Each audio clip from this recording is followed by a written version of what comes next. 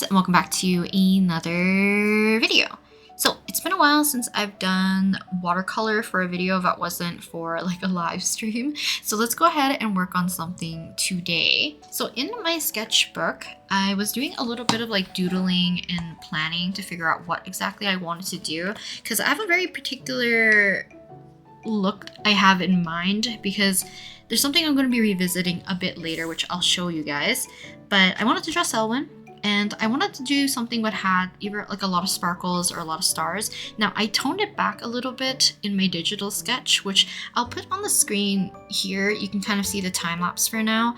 But I wanted to do a lot of like bright little cluster of stars or sparkles. And like I said, because I wanted to knock it back a little bit, it won't be as intense, but I might change my mind later.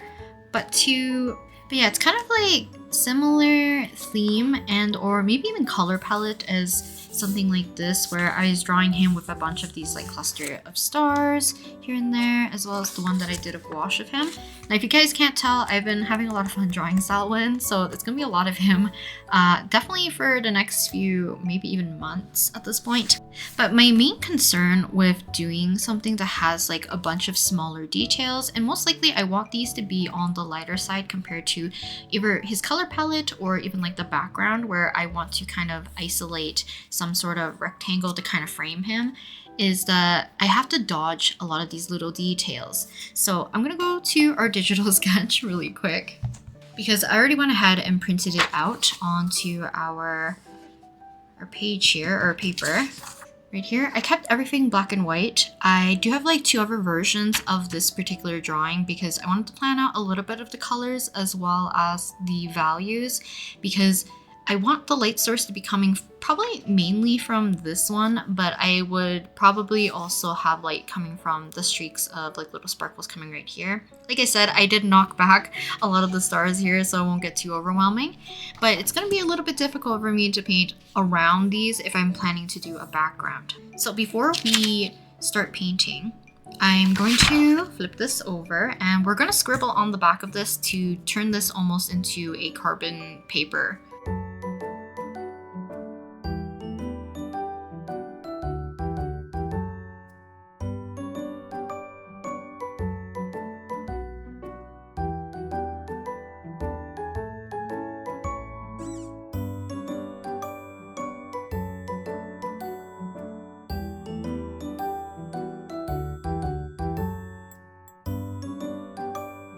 Okay, then we need our watercolor paper. So today I'm using my Rubens watercolor block. So this one is 300 GSM. I think this particular block is about 7 by 10. If not, it's like 7.2 by 10.2, something like that. But we have to go free up our page. So this is a watercolor block. So just to show you guys, I don't know if you can see this part all the way down here and all the way around, all the way back until here is gummed. And then there's like about an inch or so right here where we can kind of free our paper. But having it completely gummed around makes sure that your paper kind of lays flat as it's drying. It's like completely flat. I did this piece on a live stream, so we're just gonna free this one. I'm just using a box cutter for this. You can use something like a scraper, a butter knife, an X-Acto knife, anything like that. Even like probably a card might even work if you can get it in there. And then basically our page is free from the block. Pretty flat. We have a new fresh page that we can use for our watercolor painting. I'm just trying to align Selwin with our block here, because I kind of want a somewhat even edge from the left and the right side at least. And then we can tape this so that we can have a hinge and lift it back and forth while we transfer our sketch. So I'm just going to use painter's tape. Now usually, because my paper is bigger than the paper that I'm transferring to, I would actually cut off part of it so that we have an edge, so I can adhere it to the block like this. That way our paper won't shift and move too much, and whenever we need to check whether or not our page is transferring, then we won't accidentally misalign our page. I forgot to mention this as well. So before I actually printed out this particular sketch, I don't typically sketch in like a light gray color. So I'll just try to make sure that I lighten up my sketch enough, because we are going to be using some sort of like blunt drawing object. So I'm going to be using a ballpoint pen, and we're going to trace over our sketch. So with enough pressure, you're going to be basically pressing down the red markings that you made on the back of your page, or whatever color you're using, and wherever you're making contact and putting that pressure down, it will transfer that onto your watercolor block. Now you can test on how much pressure you need to add, and this is why we need the hinge, so that I can always go back and check that there is a red mark right here. I was gonna work on this piece on a much larger watercolor block, but I forgot. I have two chibis, one of like Sable and Calyx, but I haven't finished painting them, so I don't really want to free them from the block. I feel like that defeats the purpose if I can't use it while I'm painting.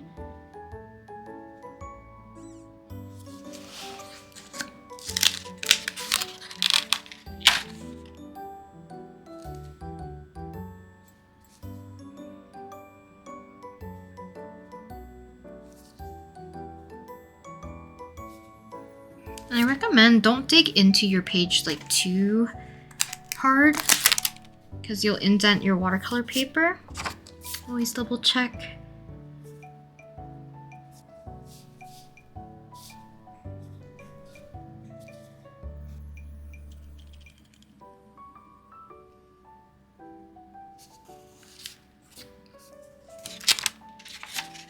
That's kind of what our sketch is looking like right now. Very faint. His eyes are super faint, so I might have to... I don't know how well you guys can see it. It's pretty faint. But it has enough context for me to add in our graphite lines. I'll show you guys the contrast while we're in this kind of close-up. So this is just a normal mechanical pencil. I think it's just HB lead 0.5. I'm also keeping my lines kind of sharp, but also fairly light. So Selwin does have like pretty dark hair, so it doesn't really matter if these lines show up too much.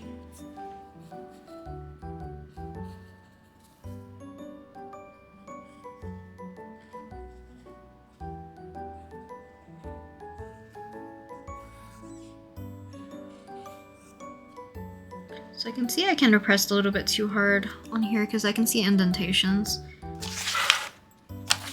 Okay, so here is my printed digital sketch, and here's kind of the transferred sketch. Now I still have very faint lines of where I wanted to have the stars be placed. So the two things I'm going to do first to kind of help create the look that I want is, one, I want to keep the borders of my page kind of like the white of the paper, but I want to have a bit of a darker background. So first we're going to do is tape off our border, and I'm going to paint the background first. So I don't really mind if my tape does overlap with Selwin for this portion, but then after that we have one more step before we can actually start to paint him specifically. One thing about like masking tape, painter's tape, even like washi tape, oftentimes when you're peeling away tape on watercolor paper, your tape might tear your paper just because it's pulling up the fibers, and it might tear into your painting. So to make sure, I'm gonna measure out how much I'm probably gonna need for one side.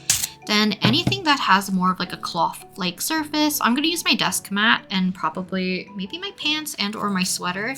And so start to stick this on some sort of like fabric surface a few times, peel it off just to get a little bit of like this tackiness off of your painter's tape. And then we can adhere it to our paper, and hopefully it has enough adhesive to stay on your paper and prevent water from leaking underneath, but not too much tackiness that you're tearing up your paper completely. So I'm just using my desk mat right now. Get rid of some of the tackiness. You can also use like your shirt. And And that way we can just tape off our edge right here.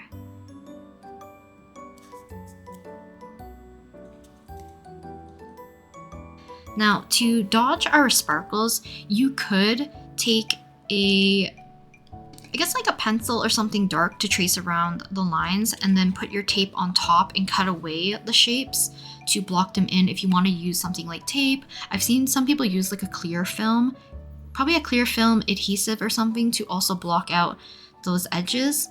But there's something I haven't used probably since like the middle of my uni days when I was learning how to do watercolor painting. It's something called masking fluid or liquid Frisket. Now, I haven't used this brand, so I'm not too sure how it's going to react on this paper, as well as just like how well it does in performing on what it needs to do. Now, this stuff is basically liquid. I don't know if you guys can see it and hear it. So I'm going to shake it a bit just to make sure it's fully mixed. But it's a liquid and you apply it with some sort of brush. I'm going to be using like clay tools. I've had these clay tools like for a while. I use them for like mixing my liquid watercolors. I use it for mixing inks. I use it for clay tool stuff as well, or just like using it to mix paints in my palette. But I like having something like this that has like a rubber tip, because I don't have to worry about cleanup. Because once you lay this down, even though it's like a liquid right now, once it dries, it will turn more into like a rubbery substance. And then that way you can actually paint over the rubbery substance until like you're finished, and you can kind of like rub away at the rubber and it will reveal back to whatever you ended up covering with this liquid Frisket.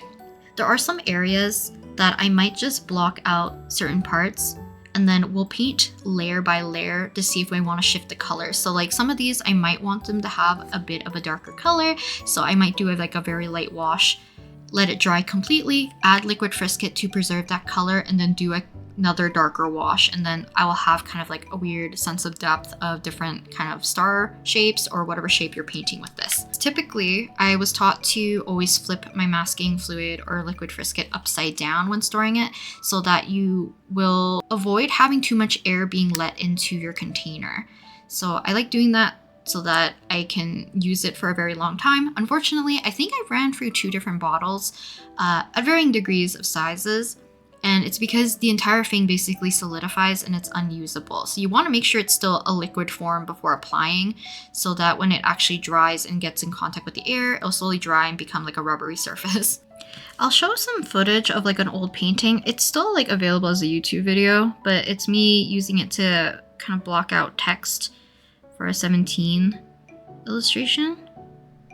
I'm really worried that this isn't going to peel nicely, but I want to have a good layer, so they'll be easier for me to peel up. But in that footage, it peeled off pretty nicely. I didn't have any issues, and it comes out like of a nice kind of plasticky consistency that you can kind of peel up. Some people have like a tool that you use to rub away at the rubber. There's like other brands that have like masking fluid, and it's like it dries down more of like a blue. And it's nice because you'll be able to see where you've laid your layers.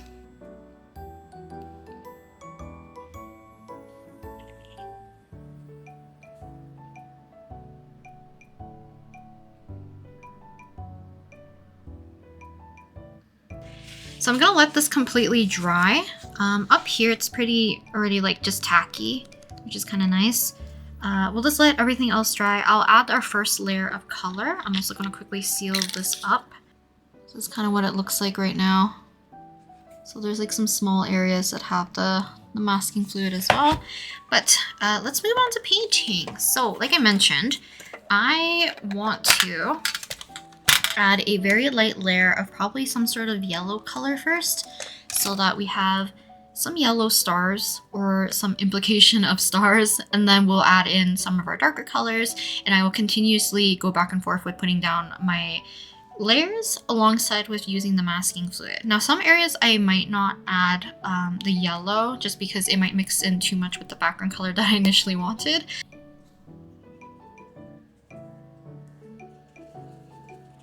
So I am painting just right over our masking fluid, but I'm just gonna try to make some areas that have some yellow visible.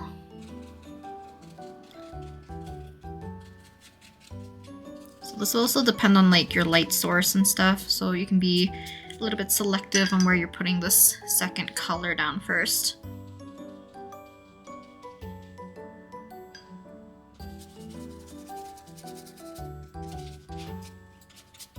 And this is the good thing about also using like a watercolor block, so I don't really have to worry about too much buckling, because eventually, as long as it dries without, you know, you lifting out the page or anything from its entire block, it should dry pretty flat.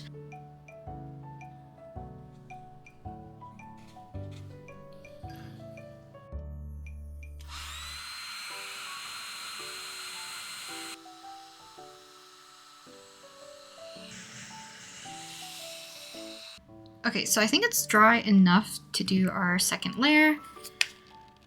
Frisket again. You can see there's a layer of like already it's solidifying. So it does worry me a bit.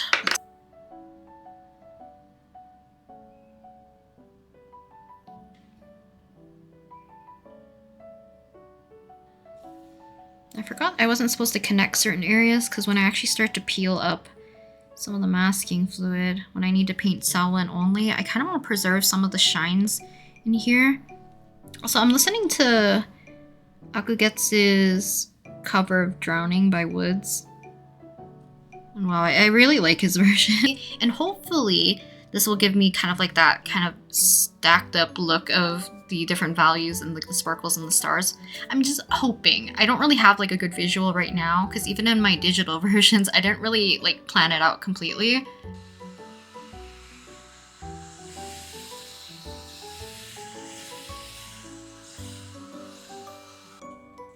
Because I don't want to lose the immediate glow for some of these areas right away.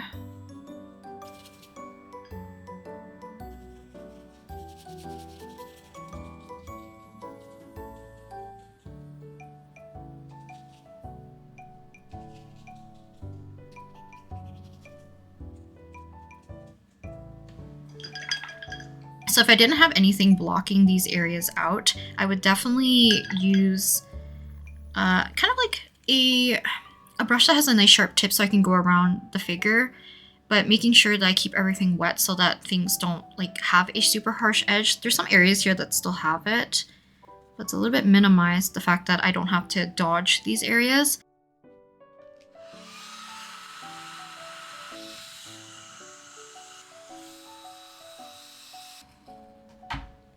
Okay, another layer.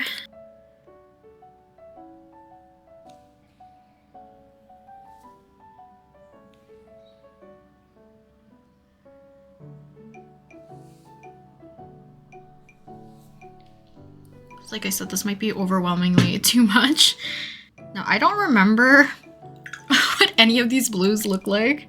I should pull out my swatches. But we're just gonna wing it. But for now, we're just gonna stick with this color first.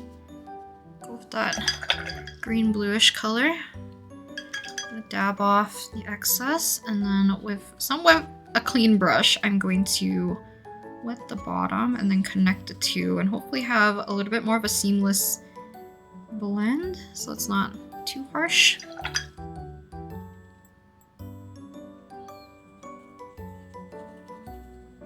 Bright orange color again. It's getting a little muddy. I should change my water, but I'm a little bit lazy, so I'm not gonna do it. You can see some areas that the Frisket has gone over, so I'm gonna have to clean that up afterwards, but I don't really mind. But if you definitely work with like a finer brush and just take care of it, you definitely get those smaller details without having to go back and cleaning everything up again. And don't be too rough when painting if you have like very small areas, because you might accidentally rub it off with your brush. Because I think I've had that happen a few times in the past. Also, I pulled this very poorly.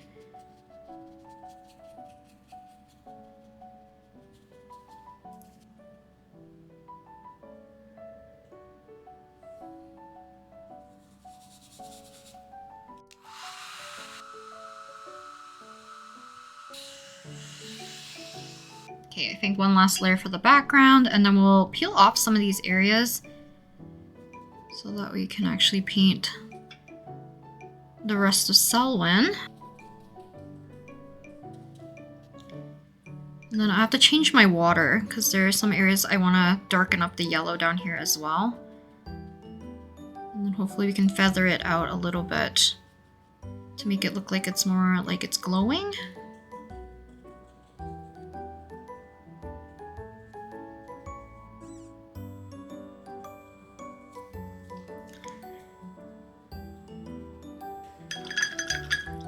Okay, one last dry, and then we'll peel up some of these areas. I'm scared of how it's gonna look.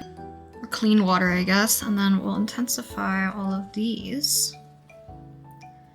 So just in case if I do fly too close to the sun for some of these areas, then we still have a lot of this kind of golden yellow color popping through, especially for like this really bright area. I think it's pretty much dry. So the thing that I'm gonna do first is to peel up the tape. Now, whenever you're peeling anything like masking tape, painter's tape, whichever, especially for like an art piece or anything like that, recommend always peeling away from your whatever you're working on, because peeling towards will be peeling it this way, so you want to peel it away from your piece. So for this piece I will be going this way, for this one I'll be going this way because if it does snag and will eventually tear, oh, you can kind of see the masking fluid is sticking to my tape too. But if it does end up tearing your page, at least you're tearing away from your piece rather than into your piece.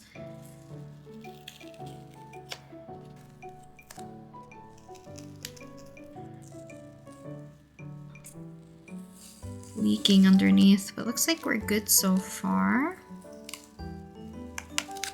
I did miss covering up a bit of his ahoge. A little tick of hair. Oh, pretty clean. Just a little bit here and there, but I don't really mind. Okay, so some things come with like a tool that looks like a very firm eraser is what it looks like to me. But I'm just gonna use my fingers. Hopefully your hands are clean so that you're not putting oils on your page. So I'm just gonna kind of like peel back the masking fluid. Some people use tweezers as well. So if you want to like lift it up like this as one whole piece. So it seems like even the really thin areas actually worked really well. And I don't really have to use such a thick application like I did there. I'm kind of scared if the thick one will actually tear my paper.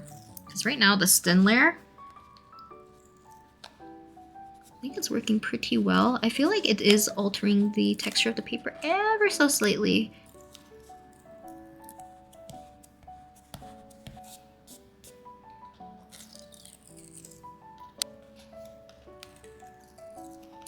So while I'm looking at the frisket itself, I don't really see any of the paper texture being pulled off. So luckily I think we're pretty safe. So a little bit of bleeding here, but I think that's because the frisket was sitting on the top of my painter's tape. Yeah, the thicker application I think is what's tearing my paper. So it's good to know for the future that if I use a thinner layer, most likely it won't tear my paper. But luckily I won't be painting this area anymore. I want it to be left pretty much just white. I think it's also because if you put such a big thick layer, it might sit on the paper for too long rather than solidifying. So I'm assuming it's going into the fibers of the paper, which might cause it to pick up more of those fibers because it's basically like in the paper. So while you're tearing it up or like trying to peel it and tearing the paper, is my assumption.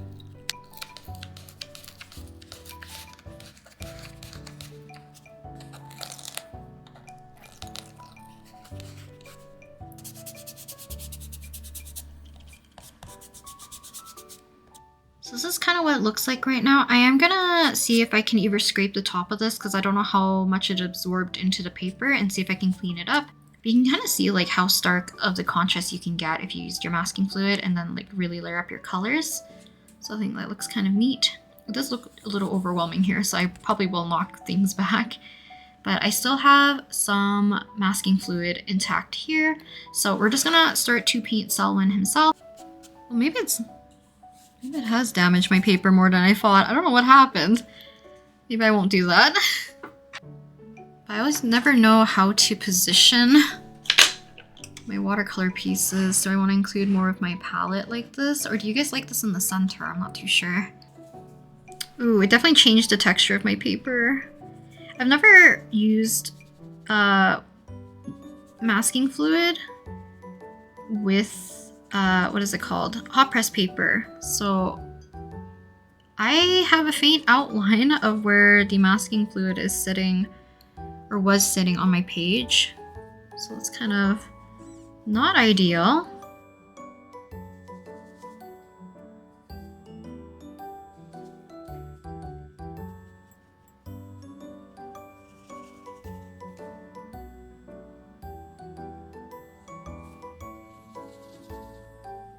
Because as much as I was trying to make myself like using gouache, I love watercolor too much. I have to use it every so often. Otherwise, one, I feel like I'll get rusty, but two, I just love painting with watercolors. It's like one of the more, at least to me, accessible mediums whenever it comes to like wanting to make a full colored piece, I guess, traditionally, without having to buy and refill as often. It obviously will depend on how often you use them and how big your pans, or if you're using like tubed watercolors, liquid watercolors, whichever.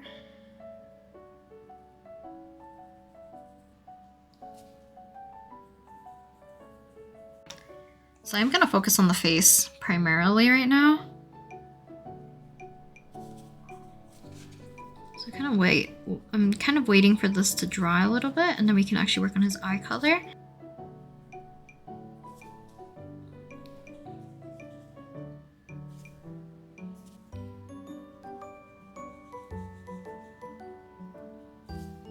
With like a clean brush, I'm just gonna drag the pigment a little bit to keep it a little on the lighter side, since it is getting hit by some of the light coming from our sparkly sky here. But yeah, it's feathering a little bit more.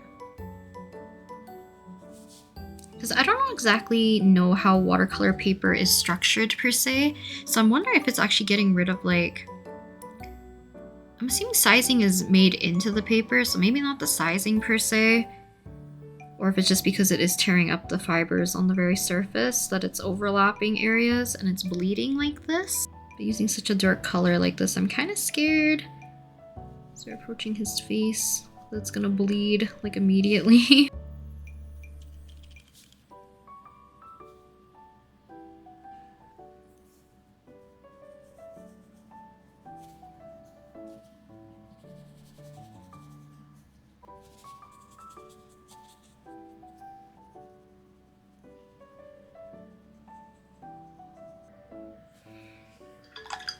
So I'm just trying to add like a base layer for his hair color. Because like I mentioned, I don't want it to be too bright,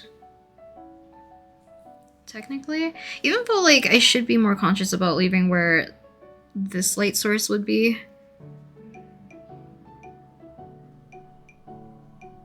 Because his eye color ended up changing to just like a yellow that I've placed. So we're gonna place our blue. So I kind of forgot to leave like an extra section where I kind of like to add a little bit of like a secondary color.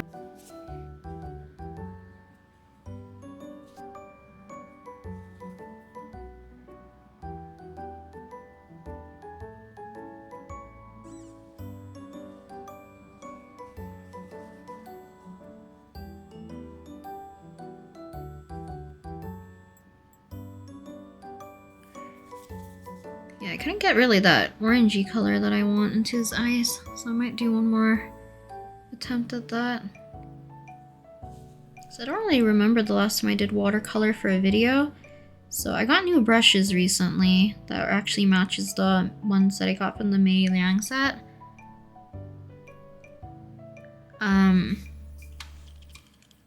But this one has like a slight curve. I don't know how well you guys can see it. Yeah, you guys can't really see it, I don't think. It has like a slight curve to the tip of it, but because of that, sometimes I get like stray lines. But you can see that little bump in the brown right here. It's like the brush because I can't see where the curve of the brush is leading me. I want to show you guys though what I'm talking about so it doesn't seem like I'm going crazy. There's like a white piece of paper. Can you see that little tiny hook? It's throwing me off whenever I do like line work and stuff because like sometimes when I paint like this it looks like it's straight, but on the side it's creating like a thicker mark because it's laying like this basically. It's like a hockey stick. It's probably just a skill issue for me. I think it's if I use the brush like light enough, the curve shouldn't matter too much. So if I ever do like line work really early on in the painting like I am right now, you can tell that I'm panicking.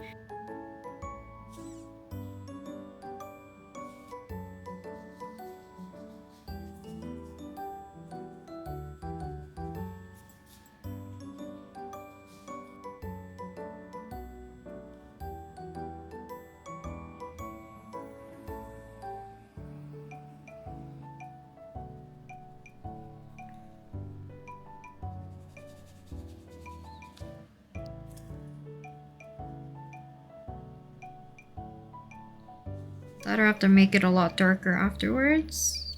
Either or.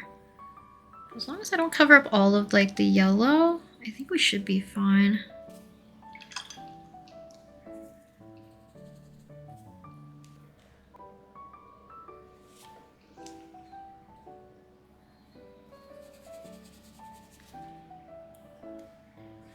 Some of these areas we have the masking fluid still intact, so I'm just gonna feather out these a little bit more.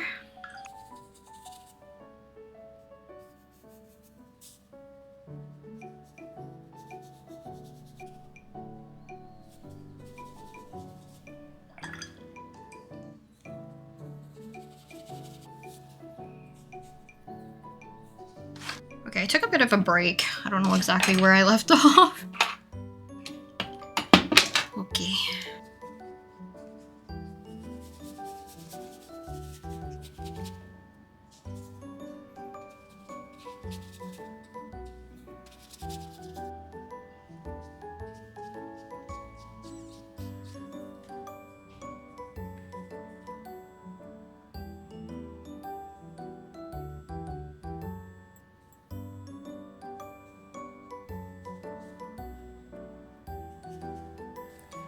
I kind of want it to be a dark, rich color.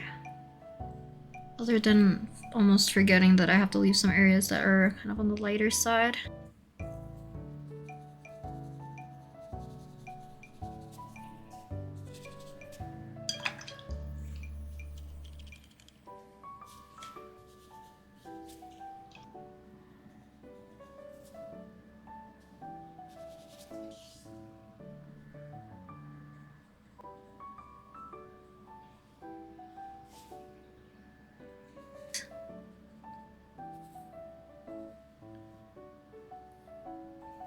Instead of like constantly switching between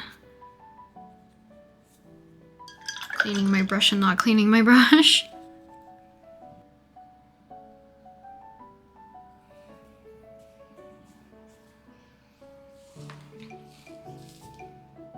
I don't know, like gouache and acrylics, oils, nothing compares to watercolor for me.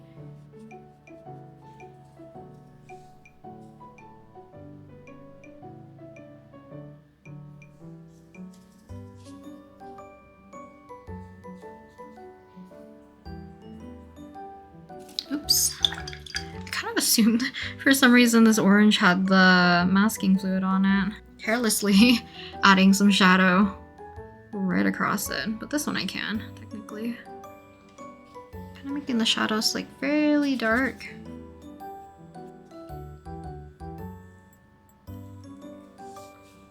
Okay. Add a bit of stripes here and there.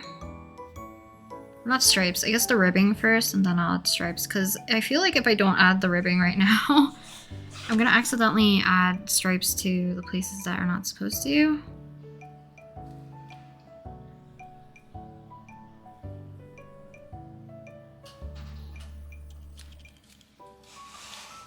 Same with this side.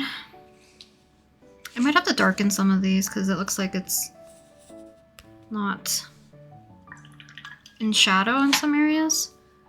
I'm also gonna use the hairdryer real quick.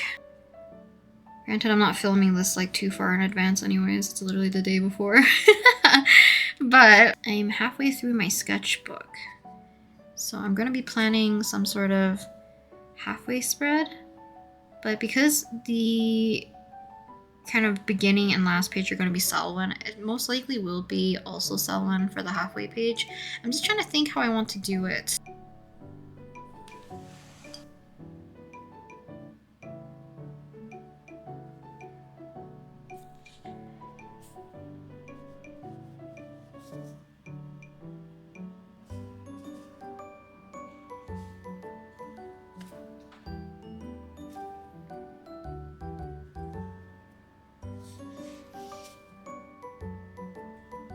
I will grab my gouache after to help lighten up that highlight. So this is the gouache I have. Well, I have the Himi gouache, the Himi Mia Jelly gouache. But I'm going to be using this one because I don't want to pull out the entire tin, I guess. Be a little careful because if it's too watery, then I can't really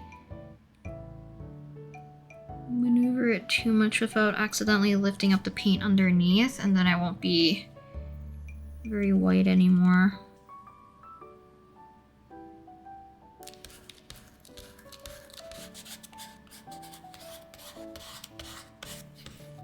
So I feel like this came out the way that I wanted it to, like the larger one right here with the yellow. So I think that's all of the places that had the masking fluid. I was gonna do a little bit of dry brushing, but I don't know if anything needs the dry brushing. So we're just gonna add a little bit of our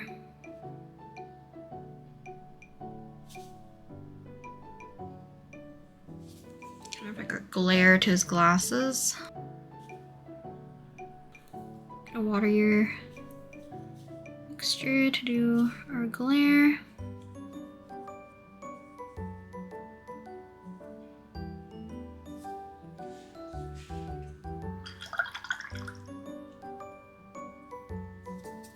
I think that's it for Selwin. I'll show you guys like a close-up shot and then an overview of everything. And I think that's it for this painting session. Jeez. Okay, here's the close-up. You can see there's some areas and this part got pretty rough with the masking fluid. And then some areas I was able to either fix with the liner or fix with a little bit of gouache.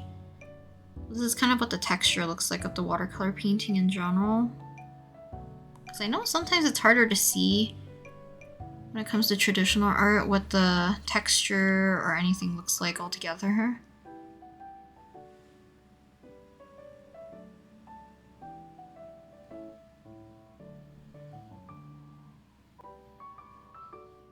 Here's what it looks like overall. I forgot I have this under here to keep my book kind of straight and flat. Oh, I accidentally left this blank again. I for some reason mistook this as the stars in the background. I always forget to draw it in. 1 second. Not me putting majority of everything away. And then I'll let it dry a smidge so that we can outline it. Yeah, I'm too impatient. I'm just gonna blast it.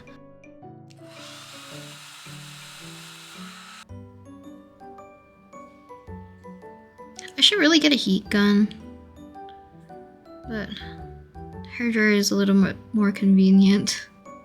But yes, Selwin is now finished. I don't know, I just had fun painting. I know this is mostly just to test to try out the masking fluid. I definitely think I should have knocked these back. I'm not gonna do it now. I'm gonna do a few tests to make sure that it's just my user error in terms of the places where the masking fluid laid on the paper was like a little bit unpredictable on how it was going to work, because some places feathered a heck of a lot and then other places I was able to cover up properly and there was not really any spreading or feathering all that much. But I think that's it for today. Yeah, I think it'll be fun to do another illustration where I can do this again, but I will better plan out my colors, because one of these I would like to do as a watercolor painting. The other idea I had was a star bouquet.